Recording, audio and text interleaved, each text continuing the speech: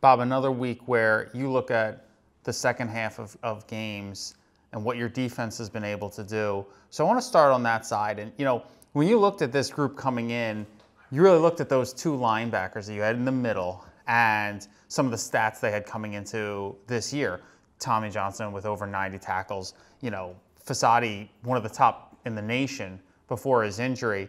And the numbers aren't the same this year because of, everybody's doing their job. But those two in specific, how are they leading, the group in general? They are so awesome in their preparation and knowledge and communication throughout the defense. And it makes it real easy for Steve Verbit and Steve Thomas and our coaches to get some different checks, because a lot of teams were playing or looking back, and we can change the defense on a snap. We can act like we're changing the defense and keep the same defense in. And those guys are getting the other 9 guys in line with everything we're doing. And they just play so fast and with so much energy, it becomes contagious. One of the benefits of these big leads is that your ability to, not have guys play 70, 80 plays defensively. And you're putting out, some reserves in the second half. And you get the sense now that this defense knows they haven't given up a point in the second half, and they like it. And they, the starters are rooting, some of these younger guys on. And they're facing, in a lot of cases, starters and standing up. Have you been impressed with kind of the depth that you're getting throughout the defense? Yeah, we committed to playing our depth in training camp and getting guys up to speed. And the scores have dictated some of that in the second half that way. I thought Saturday against an All-American running back, a very experienced, high-level quarterback, we gave up 7 points. That was off a turnover, and we weren't able to stop them on a 4th down. But I really thought our defense played the most complete game they've played all year on Saturday, and we got to continue to build on that as we move forward. It seems ridiculous after a 66-point game to talk about a point in the game where the offense wasn't in rhythm. But, for parts of the first quarter, it didn't seem like it was flowing quite as well as it had and as it would, later in the game. Now it's 2 straight weeks where there's kind of this point in the first half where, the offense, it's not from 0 to 60, but it's from like maybe 40 to 90. And it just makes that jump and it goes. Can you feel like when the offense is fully in rhythm and when one of these runs is coming? Yeah, the key is to execute and get that first down and get it started. And the penalties we had in the first half, the turnover we had in the first half, some of the assignment error was not good. And credit Lehigh, they did some really good things that stopped us there. But we got to execute better if we're going to, drive the ball down the field. And we didn't. And to the guys' credit, they never panicked. Coach Gleason and the other coaches on the sideline, really dialed up some good things as we got to series 4, 5, 6, 7, and we got into a great rhythm and were able to score points in a hurry. You have a couple of really game breakers on the defensive side, so you know what an impact they can have. And you'll see one this week in Michael Hoke, who's 3 sacks, 3.5 tackles for loss for Brown, and what one guy can do to disrupt an entire offense. When you look at film, how is he getting it done? What kind of player is he? Yeah, they are. They've changed. Offensively, defensively, they made these really great changes. And they've always been a tough defense. They've always had this physical presence.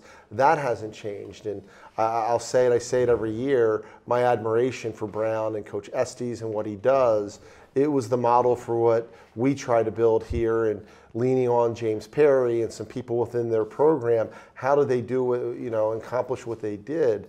But they've gone to almost a lot of the Buddy Ryan 46 defense, but they're doing so many things out of that it's disruptive. And they still have the physical, tough players in the front 7, the athletes in the back end, but now they're really challenging you every play with the different things they're doing. One thing that you've mentioned with Coach Justice is his offense, a lot of times, he doesn't, fit players into a system. He tailors a system to the players that he had. So you saw it with James Perry, you saw it with Nick Cardigan, through the years. And now he's got some receivers and he's got a quarterback that he clearly trusts in Michael McGovern to throw the ball around. A couple weeks ago, they put it on Georgetown. They nearly knock off Harvard week 2 on that Friday night. And he's really putting a lot of confidence in this quarterback in this passing game.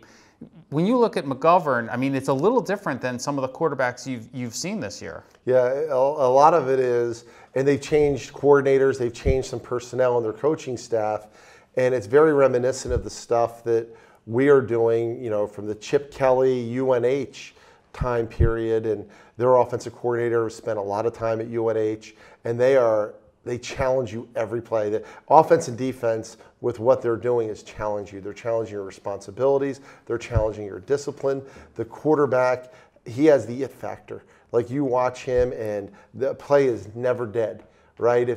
If the call isn't perfect, and we see a quarterback on our end where the call isn't always perfect, he makes a play.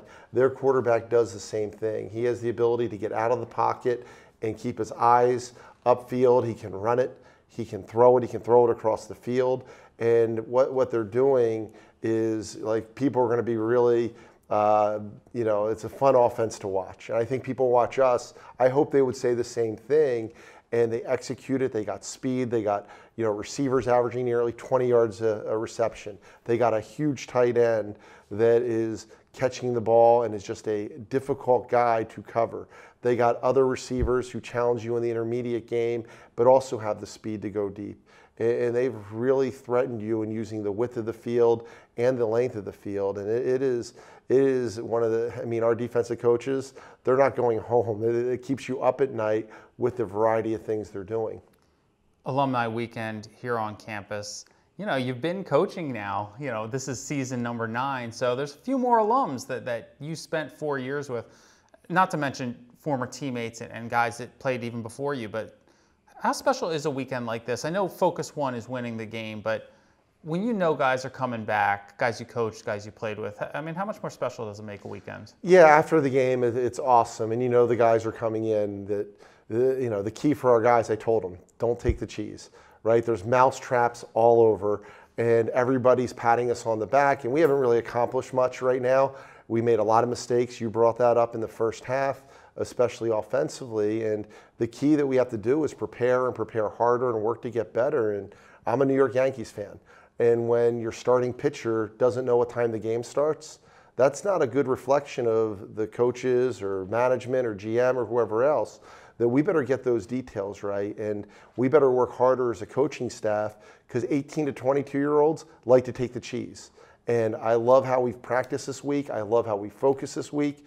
The coaches are still in when it's dark in the morning. The coaches are staying till late at night. Like, we know the threat that Brown presents, and we know the threat that their coaching staff and what they're doing. This has been the hardest team, maybe in my 9 years, to prepare for, because the variety of things they're doing and how well their talented players execute things. So I see that. I see that in our players and the extra time they spend in the film room, that we got to be prepared for this.